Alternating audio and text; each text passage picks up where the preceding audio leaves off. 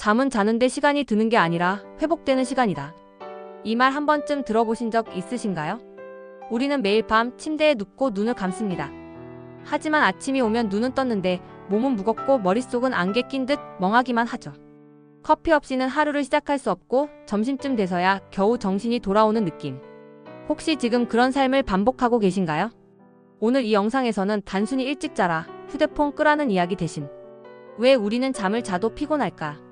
그리고 진짜 수면의 질을 높이는 방법은 무엇일까를 과학적 근거와 실전 루틴을 바탕으로 깊이 있게 살펴보겠습니다. 지금부터 함께 잠의 본질을 되짚어 보시죠. 장 건강이 숙면을 만든다. 대부분은 수면을 뇌의 문제로만 여깁니다. 하지만 최근 연구들은 장내 미생물, 즉 마이크로바이옴이 수면과 깊은 연관이 있다는 점을 보여주고 있습니다. 2020년 프런티즈 인 사이카이어트리에 발표된 연구에 따르면 장내 유익균의 다양성이 낮을수록 수면 효율이 떨어지고 깊은 수면 비율은 감소하며 수면 중 각성 빈도는 증가한다고 합니다. 왜일까요? 장내 미생물은 멜라토닌의 전구체인 세로토닌의 생성을 도와주기 때문입니다. 즉, 장 건강이 나쁘면 수면을 유도하는 멜라토닌 합성도 줄어들고 결국 잠이 안 오는 몸이 되어버리는 거죠.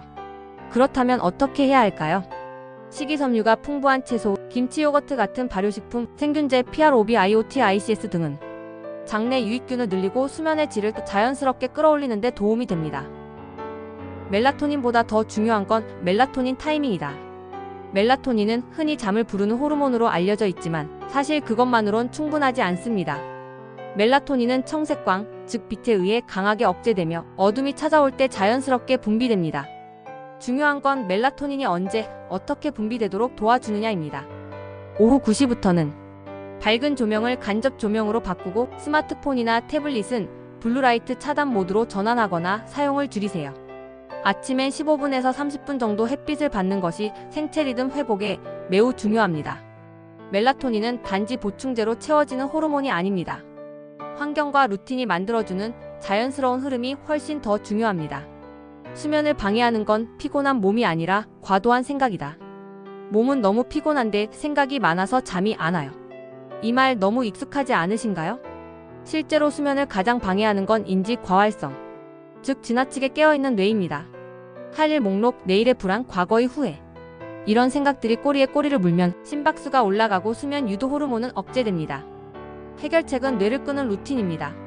종이책 읽기, 5분에서 10분간의 명상, 걱정거리 리스트 작성 같은 행동은 미국 수면의학회에서도 인정하는 수면행동인지 치료의 실제 전략이기도 합니다. 스마트폰은 최소 1시간 전엔 손에서 놓는 것이 뇌를 진정시키는 데 큰 도움이 됩니다. 숙면을 부르는 체온 리듬 전략.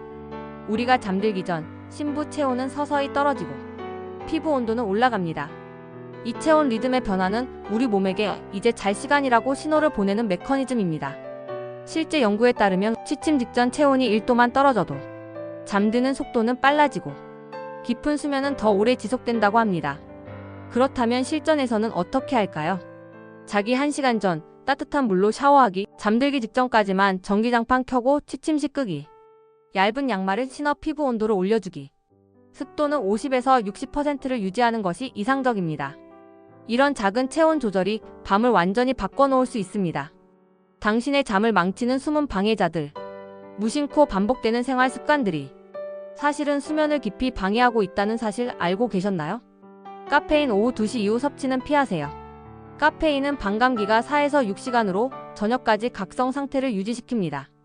알코올 잠이 빨리 들게는 하지만 REM 수면을 억제하고 자주 깨게 만들어 수면의 질을 저하합니다. 격렬한 운동은 취침 3시간 전까지만 마치는 것이 이상적입니다. 운동 직후 상승한 심박수와 체온은 오히려 수면을 방해할 수 있습니다. 휴대폰 사용, 침대에서의 스마트폰은 뇌에게 다시 깨어나라는 신호를 줍니다. 수면을 방해하는 가장 손쉬운 유혹이죠. 수면은 단지 자는 것이 아니라 습관과 환경의 총체적인 결과입니다. 수면의 시간보다 중요한 건 수면 주기. 우리는 흔히 하루 7시간 이상 자야 건강하다고 배웁니다. 하지만 실제로는 잠든 시간보다 수면 주기의 완성도가 더 중요합니다. 수면은 약 90분 단위의 리듬을 타며 얕은 수면과 깊은 수면, REM 수면을 반복합니다. 이 주기 끝부분에서 깨어나는 것이 가장 개운한 기상입니다. 예를 들어 4.5시간 270분, 6시간, 7.5시간 같은 주기로 일어날 수 있도록 잠들기 전 알람 시간을 역산해 보세요. 개인차는 있지만 실험을 통해 나에게 가장 잘 맞는 수면 리듬을 찾는 것이 진짜 회복을 만드는 첫걸음입니다. 우리는 인생의 3분의 1을 잠으로 보냅니다. 그리고 그 3분의 1이 무너질 때 나머지 3분의 2의 삶도 결국 무너지기 시작합니다.